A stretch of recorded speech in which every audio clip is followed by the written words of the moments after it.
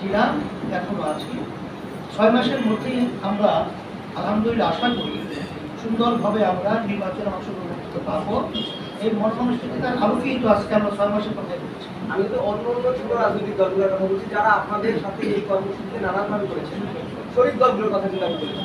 সেই দলগুলোর প্রতি বৈষম্য হয়ে যাচ্ছে কিনা আপনাদের এই 6 মাসের দাবি? এটা তো এখন বলা যায় না। বিএনপি তো অলরেডি 3 মাসের কথা বলছে। আমি বিএনপি কি বলেছে সেটা আপনাদের আমরা তো 6 মাসে আমরা প্রস্তুতি আসতে দিয়েই তবে হচ্ছে। এবং অন্য শরিক দল আছে, ছোট দল, ছোট দলগুলোর ব্যাপারটা তো এখন পর্যন্ত আমাদের জানা নাই। তবে আশা তো করি 6 মাসের বেশি কারো লাগার কথা। আমি সাহেব, আমার একটা প্রশ্ন আছে। আপনারা বলেছেন যে আপনারা 6 মাসের মধ্যে নির্বাচন চান, নতুন নির্বাচন কমিশন আপনারা চাইছেন, আপনারা এটাও বলেছেন। একেবারে কম সময় 6 মাস, নতুন একটা কমিশন আসবে, সব চেঞ্জ হবে, সবাই বদলাবে, প্রত্যেকটা উপজেলায় প্রত্যেকটা আসনে কি আসলে এই 6 মাসের মধ্যে নির্বাচন কার্যক্রম পরিচালনা সম্ভব কিনা? আপনারা এর আগে অভিযোগ জানিয়েছেন 2 বছর 3 বছর সময় নিয়ে একটা কমিশন সুষ্ঠু নির্বাচন দিতে পারেনি। আপনি কি মনে করেন যে মাত্র 6 মাসে হবে? আর দ্বিতীয় প্রশ্ন হচ্ছে, ডক্টর মোহাম্মদ ইউনূস সরকার গঠন করেছে, সবাই জানে, আপনারা কি মনে করেন যে তার অধীনে সুষ্ঠু নির্বাচন হবে বা তাকে সমর্থন জানান? দুটো প্রশ্ন।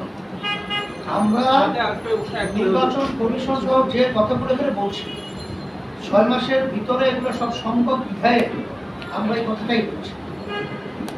এটা 6 মাসের ভিতরে পারবে না এরকম কোনো যৌক্তিক আপনাদের কাছে যদি কোনো কথা থাকে সেটা আমাদের কাছে বলতে হবে।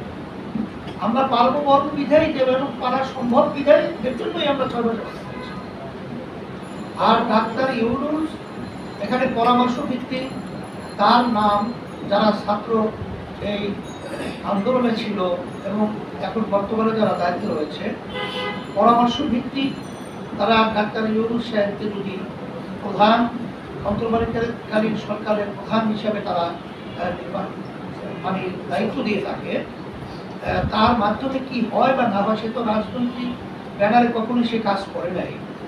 যেহেতু সে কাজ করে নাই বিধায় আসলে আমরা এখনই তার ব্যাপারে কোনো মন্তব্য পরিষ্কার করার মতো এখন পর্যন্ত আমরা পাচ্ছি না।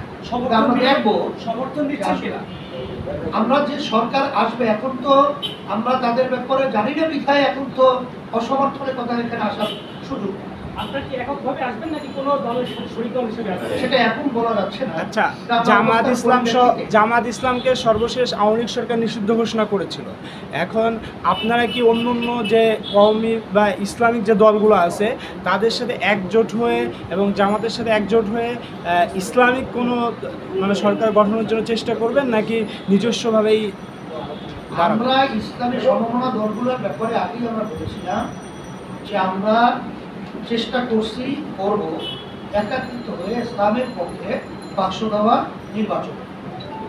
আর অবস্থার পরিপ্রেক্ষিতে এটা আমরা তখনই সিদ্ধান্ত এবং তখনই পরিষ্কার করতে পারবো যে আসলে আমরা কোন পদ্ধতি নির্বাচনে অংশগ্রহণ করে ইসলাম দেশ মানবতার কল্যাণ হবে, সেটা আমরা তখন লক্ষ্য করব।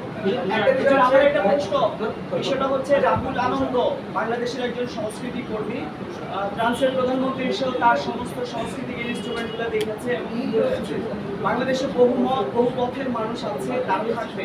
আপনিও সেটা বিশ্বাস করেন, আমি আপনার প্রতি শ্রদ্ধা রাখি এবং বিশ্বাসও করি এবং আপনার কথা শুনেও সেটা মনে প্রশ্ন করেন ভাই।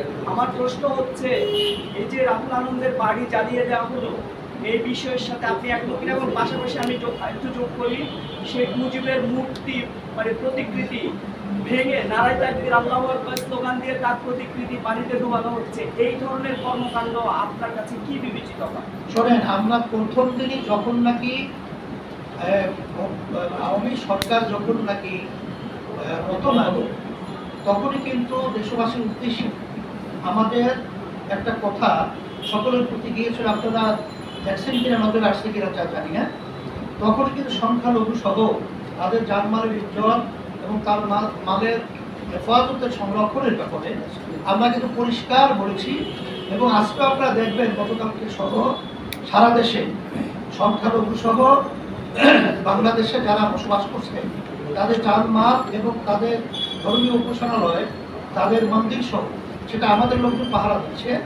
সেভাবে আমাদের পরিষ্কার, এটা ইসলাম ধর্ম কখনোই কোনো জাতি জান মাল ক্ষতি কখনোই তারা এটা প্রশ্রয় দেয় নাই। এটা আল্লাহ রাসূল সাল্লাল্লাহু আলাইহি ওয়াসাল্লামের ইতিহাস, এখন পর্যন্ত এটা আমরা কখনো দেই নাই এবং আপনারা দেখবেন বাংলাদেশ স্বাধীনতার সময়ও এবং বিভিন্ন সময় যখন নাকি রায়ত সহ যে বিভিন্ন ঘটনা বাংলাদেশে ঘটেছিল, তখনও কিন্তু হিন্দুরা আমাদের চরমনাইতে, তখন কিন্তু আমাদের বাপ দাদা সহ তাদের ওখানে তারা আশ্রয় নিয়েছিল এবং ওখানে তারা খাওয়া দাওয়া সহ ওখানে তারা কিন্তু বসবাস করেছিল। এটা কিন্তু পরিষ্কার। এর মাধ্যমে আপনারা জানতে পারবেন যে ইসলামী আন্দোলন বাংলাদেশ কখনোই আমাদের মাধ্যমে এবং আমরা কখনোই এদের কোনো জানমালের ক্ষতি হোক এ ব্যাপারে কাউকে কোনোদিন সাথ দিই নেই এবং সাথ দেব না। এবং এটা সম্পূর্ণ একটা ঘৃণিত এবং সম্পূর্ণ একটা ধর্মীয় চেতনার বাইরে কাজ যারা করে। এরা কোনো ধর্মের বা এরা কোনো বর্ণের, এরা আসলে মূলত সন্ত্রাস। হুজুর, একটা বিষয় হচ্ছে, হুজুর, আরেকটা বিষয় হচ্ছে এই যে চলমান যে সংবিধানটা এখন আছে, আপনারা বলছেন যে এই যে স্বৈর শাসনের একটা অবসান হয়েছে, চলমান সংবিধানে কিন্তু